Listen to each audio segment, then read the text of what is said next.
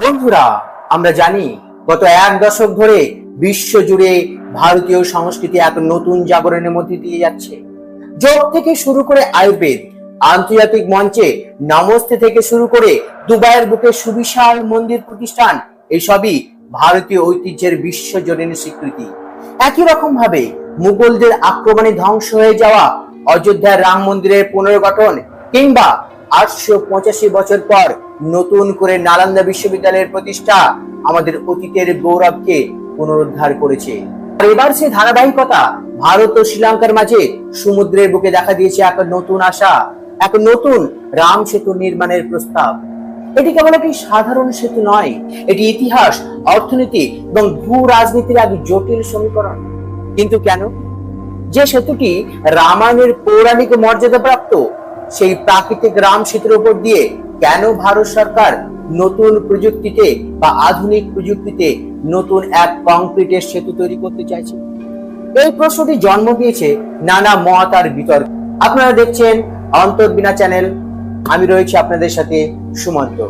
ভারত সরকার বলছে এটি সম্পূর্ণ অর্থনৈতিক দৃষ্টিকোণ থেকে একটি উদ্যোগ। তারা মনে করে এই নতুন সেতু ভারত ও শ্রীলঙ্কার মধ্যে সড়ক এবং রেল যোগাযোগ ব্যবস্থা স্থাপন করবে, যা দুই দেশের বাণিজ্য এবং রপ্তানি আমদানিকে বহু গুণে বাড়িয়ে দেবে। তাদের মতে এটি আঞ্চলিক অর্থনৈতিক উন্নয়নের জন্য একটি অপরিহার্য পদক্ষেপ। অন্যদিকে শ্রীলঙ্কার সাধারণ মানুষ এই প্রকল্প নিয়ে ভীষণ উৎসাহী। তারা মনে করে এই সেতু শুধুমাত্র বাণিজ্যিক সুবিধা দেবে না, বরং ভারত এবং শ্রীলঙ্কার মাঝে সাংস্কৃতিক বন্ধন আরো দৃঢ় করবে। এটি শুধু পণ্য পরিবহনের পথ নয়, এটি দুটি জাতির হাজার বছরের পুরনো সম্পর্কের এক নতুন সেতু বন্ধন। তাদের কাছে এটি এক সাংস্কৃতিক যোগাযোগ এবং বিনিময়ের মাধ্যম। তবে যারা ভূ রাজনীতি নিয়ে গভীর চিন্তা ভাবনা করে, তাদের কাছে এই সেতুর উদ্দেশ্য আরো জটিল। কিন্তু এখন সেই সব বিতর্ক আর বাধা পেরিয়ে কি সত্যি নতুন সেতু নির্মাণ হতে চলেছে? যদি হয়, তাহলে এর পেছনে আসল কারণ কি? এটি কি শুধু অর্থনৈতিক উন্নয়ন, নাকি এর আড়ালে লুকিয়ে আছে আরো গভীর কোনো উদ্দেশ্য? এর বিস্তারিত ব্যাখ্যা আমরা আজকের ভিডিওতে তুলে ধরব। 1955 সালের প্রথম প্রস্তাবটি কেন বাতিল হয়েছিল? এর প্রধান কারণ ছিল প্রবাল প্রাচীর। এই প্রবাল প্রাচীর শুধুমাত্র একগুচ্ছ পাথরের নয়, এটি আমাদের সমুদ্রের এক জীবন্ত শহর। লক্ষ লক্ষ সামুদ্রিক প্রাণীর বাসস্থান, প্রজনন ক্ষেত্র এবং খাদ্য শৃঙ্খলের মূল ভিত্তি এটি। এই প্রাচীরের ক্ষতি মানে সমুদ্রের বাস্তুতন্ত্রের এক অপূরণীয় ক্ষতি, যা কোনো অর্থনৈতিক লাভের চেয়ে অনেক বেশি মূল্যবান।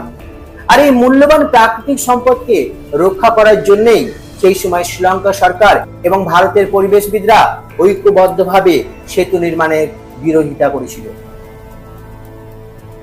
এরপর দীর্ঘ সময় ধরে এই প্রকল্পটি ঠান্ডা ঘরে পড়ে থাকে। বহু বছর পর 2015 সালে ভারতের সড়ক পরিবহন মন্ত্রী নীতিন গডকরি নতুন করে এই প্রস্তাবটি সামনে আনেন। তিনি ঘোষণা করেন যে নিউ ডেভেলপমেন্ট ব্যাংক এই বিশাল প্রকল্পের জন্য 24,000 কোটি টাকা বিনিয়োগ করতে রাজি। অর্থাৎ এই প্রকল্পটি শুরু করার জন্য অর্থের কোনো অভাব ছিল না। কিন্তু তখন বাধা আসে অন্য দিক থেকে। সেই সময় শ্রীলঙ্কা এবং চীনের মধ্যে এক নতুন সম্পর্ক তৈরি হচ্ছিল, যাকে অনেকে মধুর সম্পর্ক বলে বর্ণনা করেন। শ্রীলঙ্কার বিরোধী দলগুলি এই প্রকল্পের বিরুদ্ধে মুখ খোলে এবং রাজনৈতিক টানাপোড়েনে প্রকল্পটি আবার বাস্তবায়নের মুখ দেখেনি। এর পরের গল্পটা আমরা সবাই জানি। চীন থেকে বিপুল পরিমাণে ঋণ নিয়ে শ্রীলঙ্কা একটি ঋণের ফাঁদে আটকে পড়ে। সেই ঋণ এতটা বেড়ে যায় যে শ্রীলঙ্কা তাদের কৌশলগতভাবে গুরুত্বপূর্ণ হাম্বানটোটা বন্দরটি 99 বছরের জন্য চীনের কাছে ইজারা দিতে বাধ্য হয়। যখন শ্রীলঙ্কার অর্থনীতি সম্পূর্ণ ভেঙে পড়লো, জনগণ রাস্তায় নেমে প্রতিবাদ করতে শুরু করলো এবং দেশের নেতারা দেশ ছেড়ে পালাতে বাধ্য হলেন, তখন সেই চরম দুঃসময়ে সাহায্যের হাত বাড়িয়ে দিয়েছিলেন ভারত সরকার। অন্য কোনো দেশ যখন এগিয়ে আসেনি, তখন ভারত শ্রীলঙ্কাকে আর্থিক, খাদ্য এবং জ্বালানি দিয়ে সর্বতোভাবে সাহায্য করেছিল। একটি আন্তর্জাতিক রিপোর্টে বলা হয়েছে, শ্রীলঙ্কার সংকটময় মুহূর্তে ভারতের সাহায্য ছিল অতুলনীয়। ভারত প্রায় 3.9 বিলিয়ন মার্কিন ডলারের ঋণ দিয়ে এবং অন্যান্য সাহায্য পাঠিয়ে শ্রীলঙ্কার জন্য এক লাইফ লাইন হয়ে দাঁড়িয়েছিল। এই মানবিক সহায়তায় ভারত এবং শ্রীলঙ্কার সম্পর্ককে সম্পূর্ণ নতুন একটি স্তরে নিয়ে যায়। এই নতুন সম্পর্কের পথ ধরে 2019 সালে নীতিন গডকরি আবারও রাম সেতু নির্মাণের প্রস্তাব দেন। এবার শ্রীলঙ্কা সরকার সেই প্রস্তাবে সায় দেয়। তবে এবার কোনো তাড়াহুড়ো করা হয়নি। দুই দেশের বিশেষজ্ঞ বিজ্ঞানী, প্রকৌশলী এবং পরিবেশবিদদের নিয়ে একটি কমিটি গঠন করা হয়। দীর্ঘ 5 বছর ধরে এই কমিটি গবেষণা করে দেখেছেন যে কিভাবে প্রবাল প্রাচীরের ক্ষতি না করে সেতুটি নির্মাণ করা সম্ভব। অবশেষে তারা একটি পদ্ধতি খুঁজে পেয়েছেন যা প্রাকৃতিক পরিবেশকে সুরক্ষিত রেখে এই স্বপ্নকে বাস্তবায়িত করতে পারে। বিশেষজ্ঞ কমিটির সবুজ সংকেত পাওয়ার পর দুই দেশ এখন নতুন সেতু নির্মাণের জন্য একটি আনুষ্ঠানিক চুক্তি স্বাক্ষর করার দিকে এগিয়ে যাচ্ছে। আপনারা যদি মানচিত্রে দেখেন তাহলে ভারত এবং শ্রীলঙ্কার মাঝখানে যে সরু রেখাটি দেখতে পাচ্ছেন এটি হলো রাম সেতু। এটি শুধু একটি ভৌগোলিক সংযোগ নয়, এটি হাজার বছরের ইতিহাস, পুরাণ এবং আধুনিক সময়ের এক নতুন বন্ধুত্বের প্রতীক। একটি বিশেষ কমিটি পরিবেশগত দিক থেকে এই সেতু নির্মাণের জন্য সবুজ সংকেত দিয়েছে, কিন্তু এই সবুজ সংকেত পাওয়ার পরেও আরো কিছু প্রশ্ন রয়ে যায়। সমুদ্রের মাঝখানে 23 কিলোমিটার দীর্ঘ একটি সেতু নির্মাণ করা কি সহজ? ইঞ্জিনিয়াররা ঠিক কি ধরনের চ্যালেঞ্জের মুখোমুখি হবেন? আর এই সেতু তৈরি হয়ে গেলে ভারত এবং শ্রীলঙ্কা কিভাবে লাভবান হবে? এই প্রশ্নগুলোর উত্তর খুঁজতে গেলে আমাদের মানচিত্রের দিকে তাকাতে হবে। ভৌগোলিকভাবে রাম সেতু ভারতের ধনুষকোটি থেকে শুরু হয়ে শ্রীলঙ্কার মান্নান পর্যন্ত বিস্তৃত। এটি আসলে 103টি ছোট ছোট দ্বীপের একটি চেন, যা প্রায় 48 কিলোমিটার দীর্ঘ।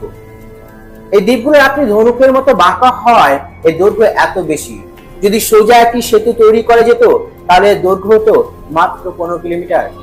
কিন্তু প্রবাল প্রাচীরকে রক্ষা করার জন্য সেতুটি এই দ্বীপগুলোকে এড়িয়ে কিছুটা আঁকা বাঁকা করে তৈরি করা হবে, আর সেই কারণে এর দৈর্ঘ্য হবে 23 কিলোমিটার।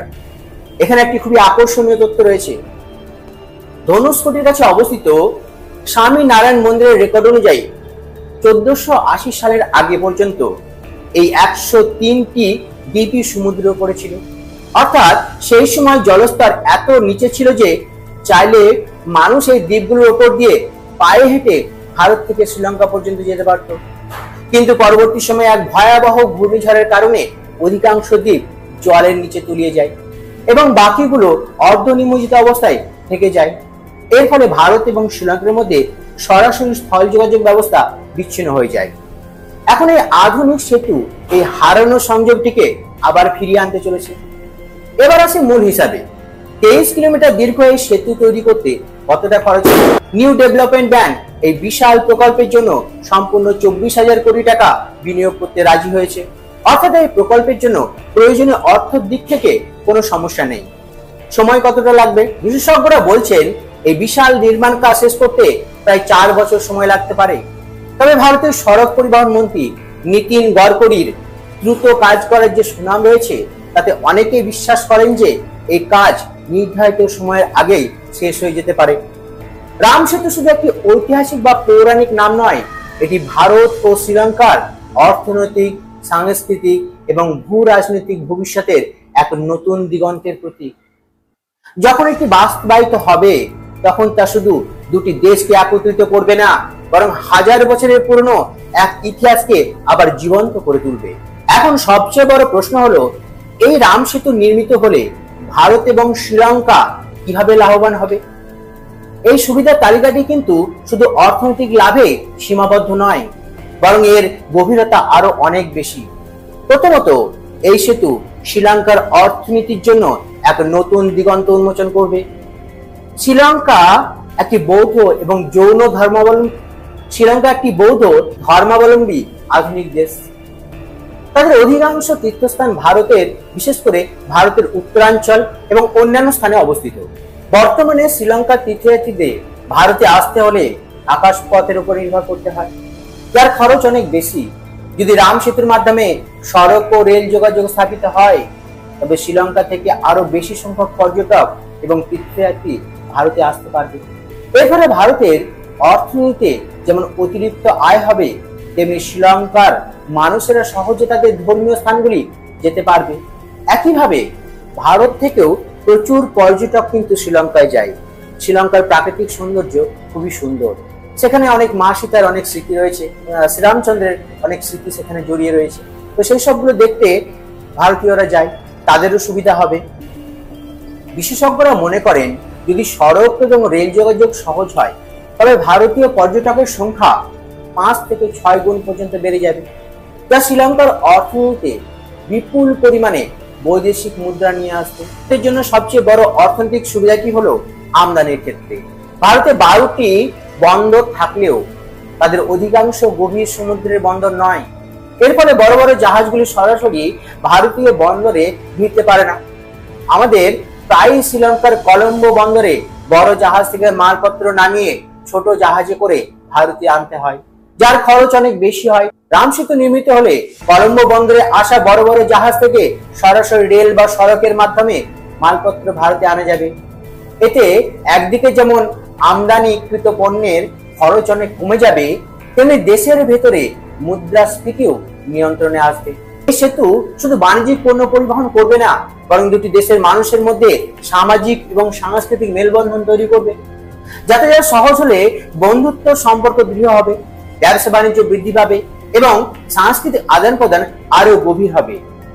সমালোচকরা হয়তো বলতে পারেন যে এই সেতু অখণ্ড ভারত গঠনের দিকে নেওয়া একটি পদক্ষেপ। তারা মনে করতে পারেন যে এই সামাজিক এবং সাংস্কৃতিক মেলবন্ধন একসময় দুটি দেশকে রাজনৈতিক ভাবেও একীকৃত করার পথ খুলে দেবে। কিন্তু এই ধরনের ভাবনা কি আসলে নেতিবাচক? ভারতকে আমরা একটি পরম বৈভবশালী অখণ্ড রাষ্ট্র হিসেবে দেখতে চাই, যেখানে সবার জন্য সমৃদ্ধি এবং শান্তি থাকবে। রাম সেতু সেই স্বপ্নের দিকে নেওয়া একটি প্রথম পদক্ষেপ হতে পারে। এই সেতু শুধু ইট পাথরের কোনো কাঠামো নয়, এটি হাজার বছরের ইতিহাস, সংস্কৃতি এবং ভবিষ্যতের এক নতুন পথের প্রতীক। এটি একটি স্বপ্ন যা ভারত এবং শ্রীলঙ্কার মানুষকে এক সুতোয় গেঁথে একটি উজ্জ্বল ভবিষ্যতের দিকে নিয়ে যেতে পারে। ভিডিও ভালো লাগলে অবশ্যই অন্তর্বিনা চ্যানেলটিকে সাবস্ক্রাইব করতে ভুলবেন না। নতুন ভিডিও নিয়ে আবার খুব শীঘ্রই দেখা হবে। আজ এই পর্যন্ত। জয় হিন্দ, জয় ভারত।